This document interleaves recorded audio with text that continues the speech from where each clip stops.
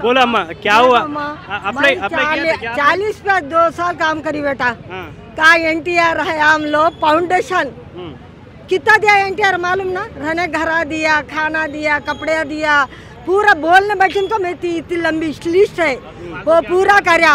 मुझे क्या भी नहीं मिला, मैं पब्लिक की सेवा कर ली, खाली बैठ गई। आप लोग ఎన్టీఆర్ తోని మీరు పని చేసిరా ఇంతకు ముందు? అవునమ్మా, అయ్యో అండ్ సత్య వరకు పని చేశాను. ఆమె భార్య దగ్గర చేశాను, చంద్రబాబు నాయుడు దగ్గర చేశాను. హలో అమ్మ, మంచిగా ఉన్నారమ్మా బాబు? ఎలా నడవాలమ్మా అని 24 సీట్స్ చంద్రబాబు నాయుడుకి ఆ రోజుల్లో 96 సీట్ వరకు ఫైట్ చేశాను. నా సొంత డబ్బులు పెట్టుకొని జూబ్లీ వెళ్ళిపోయేది. ముందు హిమాయత్ నగర్లో ఉన్నారు వాళ్ళు, నడిచిపోయి నడిపించుకుతాను. కానీ బాబు వీక్ అయిపోయారని మా ఆయన బతిలాడేది. అయ్యో చచ్చిపోతారు, పార్టీ పోతాయి, నువ్వు ఇంట్లో కూర్చోతే ఎలా, పోమని పోయాను, నడిపిస్తాను, అంతా అయిపోయింది. మళ్ళీ వాళ్ళ బాధ్యత కాదా నాకు ఏమి ఇవ్వాలా అనేది బాధ్యత కాదా వాళ్ళది? నాకు పిలిచే చెప్తే వచ్చాను నేను. ఒక పబ్లిక్ సేవ చేసే నాయకులు కావాలా అని. నా నాన్న కూడా నాయకులే. నేను చిన్నతప్పటి నుంచి అది మోసేది జెండా కాంగ్రెస్ది. తర్వాత కాంగ్రెస్ మంచిది కాదు అని నాన్న చచ్చిపోయిన తర్వాత తెలుగుదేశం అన్న వచ్చారు కదా, ఏదో మనసులో చేయాలని ఉండే వాళ్ళకి పూర్తిగా సపోర్ట్ ఇచ్చేది నేను అలాగే కేజ్రీవాల్కి కూడా ఒక నెల ఉండి ఢిల్లీలో గెలిపించి వచ్చాను. చాందనీ చౌక్లో అల్కాలాంబాకి నసీం బానో అని నజీర్ అని చెప్పండి, వాళ్ళే చెప్తారు. ఎవరన్నా పబ్లిక్ చేసేవాళ్ళు అంటే పోతానమ్మా. రెండోసారి మీకు గర్వం వచ్చేసి ఏదో ఆఫీస్ వాళ్ళు చెప్పేలాగా నడిపిస్తే నా చెప్పలు కూడా పోదు అక్కడ. మనకి అవసరం. మీరు ఇప్పుడు మళ్ళీ ప్రజా దర్బార్కి వచ్చారు కదా, ఈ ప్రజావాణికి వచ్చారు కదా, ఇక్కడ చూస్తే మీకు ఏమనిపిస్తుంది? ఎలా ఉంది ఇక్కడ పరిస్థితులు? అనిపించేది కాదు, అసలు వస్తారని చెప్పాను. సీఎం ఒకసారి వచ్చి, ఎందుకంటే భరోసా పోగొట్టుకోద్దు.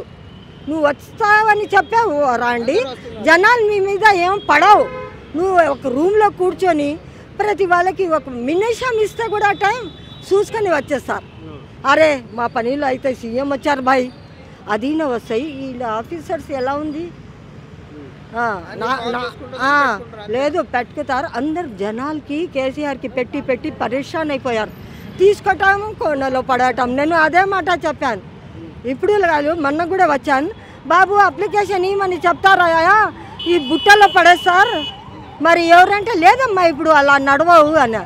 ఎప్పుడు ఏంది మీ 3 నెలల్లో ఈయనకి పడగొడతారని డంపా కొడుతున్నారు అక్కడ కూర్చొని. ఏం చేసి చెప్తున్నారు పడగొడతారని? ఫ్రీ బస్సెస్ వేసారని కొడతారా? లేకపోతే 500 గ్యాస్ ఇస్తున్నారని పెడతారా? ఆ మనిషికి 2050 రూపాయలు ఇంటికి పెడతారని పెడుతున్నావా? ఎలా పెడతావు నువ్వు? ఎలా గుంజుకుతావు? ఇప్పుడు ఫ్రీ బస్ పెట్టిన ఈ ప్రభుత్వం కొంతమంది ఆటో డ్రైవర్లకు, క్యాబ్ డ్రైవర్లకు పొట్ట మీద కొట్టిర్రు మాకు అని అంటారు. దాన్ని ఎట్లా చూడు? కానీ జనాలకి పొట్ట మీద 10 సారి కొట్టారమ్మా. ఎప్పుడు పింఛన్ అదే ఏముంది, పాసెస్ రేట్ ఎక్కువ. బీద వాళ్ళమ్మా వచ్చేది తనఖా 10,000. వాళ్ళు దాని నుంచి డబ్బులు పోతుంది. మళ్ళీ దిగిన తర్వాత మళ్ళీ సర్వీస్ ఆటోలు రావాలా, 30 రూపాయలు తీసుకుతారు. ఇక్కడి నుంచి ఎక్కడి నుంచి బహదీపట్నం నుంచి మన అది ఎండి కాలనీ ఉంది కదా, 30 రూపాయలు ఇవ్వాలా. 1,000 దానికి పోతాయి. 2-3 వేలు రాత్రానికి పొద్దుతానికి పోతాయి. మళ్ళీ మిగిలేది ఎలా? ఇల్లు నడవాలా ఎలా? పొద్దు నుంచి సాయంత్రం వాళ్ళది మీకు ఎరకలేదు, ఆటో వాళ్ళది వచ్చిందా మీకు? అలా అయితే మీరు కూర్చోండి. ఆటోలపై మస్తు నేను నెట్టేస్తాను, కూర్చో ఆటోలు. నువ్వు అయ్యో పాపం నేను బాధపడే వాళ్ళు కూర్చోాలా. మనకి ఎందుకు బాధ? మన తోడుపుకే అన్నం లేవు, మళ్ళీ వాళ్ళ అన్నం గురించి మేమే. మొత్తానికి గత ప్రభుత్వానికి, కేసీఆర్ ప్రభుత్వానికి ఈ కాంగ్రెస్ ప్రభుత్వానికి ఉన్న తేడా ఏముందంట? అమ్మా అంతా తేడా.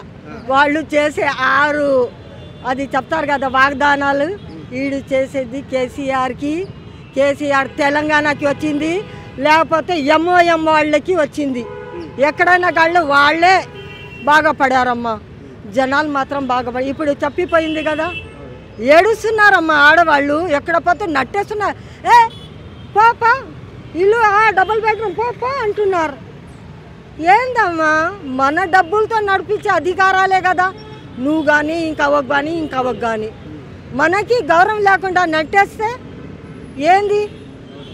మళ్ళీ దానికి ఎలా యాక్సెప్ట్ చేస్తారమ్మా? మీరు కూడా అనుకోవాలా. ఇక్కడ చూస్తే వాళ్ళేమో వాళ్ళ ఓన్లీ గత ప్రభుత్వం టీఆర్ఎస్ ప్రభుత్వంలో కూడా ఓన్లీ వాళ్ళ కార్యకర్తలకు మాత్రమే బాగుపడ్డారు అని చెప్పి కొంతమంది విమర్శిస్తారు. దాన్ని నిజమే అనుకోవచ్చా?